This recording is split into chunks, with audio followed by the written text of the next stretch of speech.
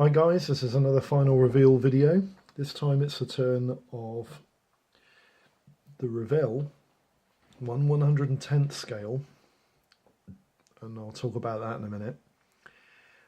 Imperial TIE Fighter from the Star Wars original series. The first thing I want to say about this kit is that this kit is definitely not 1/110th scale. It's actually based on the Fine Molds 1/55th scale TIE Fighter that was released many years ago. And although this kit's mouldings are quite old, the kit is quite easy to build and not very complicated. It went together incredibly quickly. It's actually quite nicely moulded, quite detailed.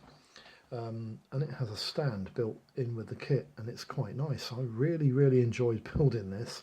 I always wanted to have a bash at something from Star Wars. I've got a few other kits from Star Wars as well, but this is one of the kits that I really fancied having a go at. I just want to give you an idea. I'll take it off the stand actually, give you an idea of some of the detail that's going on with this kit, because you might find it quite interesting. Let's take the stand out of the equation. The first thing I want to bring your attention to is the detail that's going on the actual veins. The vein detail is really quite nice. Now I wanted to try and recreate a weathered look to the matte black panels, because they're actually, I think they're solar panels which help to gain the aircraft's, store the aircraft's power in space obviously. But I quite like, the kit is really nicely moulded and I was quite impressed.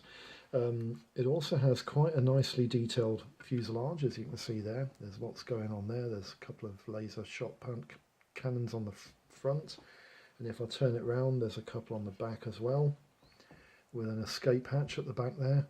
And the detailed panels there, they follow on the inside as well. But there's also something else about this kit which I was really shocked by. I wasn't expecting this.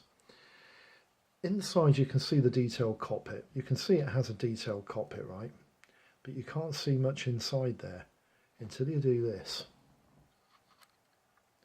It actually has a lid that lifts up, and unfortunately you can't see a huge amount through the windscreen, but you can see quite a bit through the top of the aperture there. If I can lift that up. No, it's not going to lift up, is it? That's wonderful. No, it's not going to lift up. But there is actually a Imperial TIE Fighter pilot there in matte black and gloss black helmet and gloves and whatnot. There's quite a lot of panelling going on inside that cockpit. And again, you'll see this from the build progress video. You'll see all that.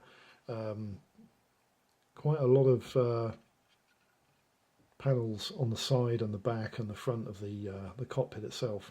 And there's actually a flying yoke which the pilot flies the aircraft with. Now, this kit is definitely 1/55th scale, because the pilot inside, if he was 1/110th scale like it says on the box, that pilot would be about 12 foot tall. And I'm pretty sure this aircraft, you wouldn't be able to fit in it if he was 12 foot tall. So I'm guessing it's definitely 1/55th. And I've had a look on the internet, and apparently this kit's mouldings and sprues are identical to the Fine Molds mouldings, which were released, I think, towards the early 80s in 1/55th scale. And the kit is really nice. It's really easy to build. It goes together very quickly, and it's not a bad option. I wasn't expecting huge amounts from this kit when I bought it. I was not expecting huge amounts from it whatsoever. But I'm quite impressed with the finished looks. I'm quite eager to get on with something else, maybe an X-Wing next time. But I've got an X-Wing and I've got the Millennium Falcon. I've also got a Snow Speeder, which I want to build as well. And I think they might make a nice collection. The kit itself went together. It's actually a snap fit kit, but I did glue all the parts together because I didn't want anything to come apart. And the kit goes together very nicely. There's no issues, no gaps, no problems with it whatsoever, and it does go very nicely together, and it's quite reasonably detailed inside. So as a model, it's quite inexpensive, around about 12 to 13 pound if you buy the kit not as a starter set. You can often get them, when I bought these I think they were 2 for 12 quid, which is why I bought them, because I thought, oh, that's quite cheap, £6 each, that's quite good. But I was quite surprised. The actual detail and the quality of the kits are quite good, and they make a nice little tabletop stand, or an addition to your bookcase, or an addition to your display cabinet. And if you are Star Wars orientated and you love the films, you'll certainly love putting this baby together. It's quite a nice looking TIE fighter. So that's the final reveal video for this this kit, the Revell TIE fighter from the Star Wars early generation films. Hope this video has been of some use. If you like what you see from any of the videos previous to this, just pop comments in the comments. Subscribe if you haven't subscribed and you like what you see, and give me a like. I always appreciate new subscribers, and I always like the interaction. The community on eBay, on YouTube is fantastic. So I'll see you for the next video. I hope your modelling projects are going really well, and I'll see you for the next one. Bye bye.